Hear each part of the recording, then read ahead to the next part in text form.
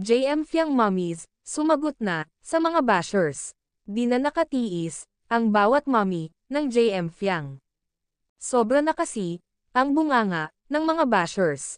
Mommy Myrna Smith, sinabihan ang mga bashers, ni Fiang. At Mommy Ella Ibarra, nireplyan din, ang bashers, ng JM Fiang. Ayon sa post, ni Mommy Myrna. Bash kayo ng bash, sa anak ko. Nakasunod naman kayo. Kahit saan, ano yan? Spread love lang guys. Wala ginagawa masama sa inyo, ang anak ko, mga galit na galit kayo sa kanya. Nasasaktan na, ang mga mommy, sa sinasabi, ng mapagmalinis, na mga bashers.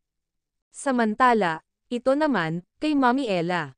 Nireplyan nito, ang tumitira, sa JM Fiang.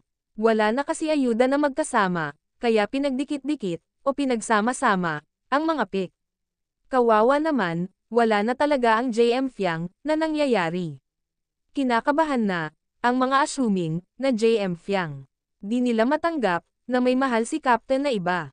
At alam kong alam na nila.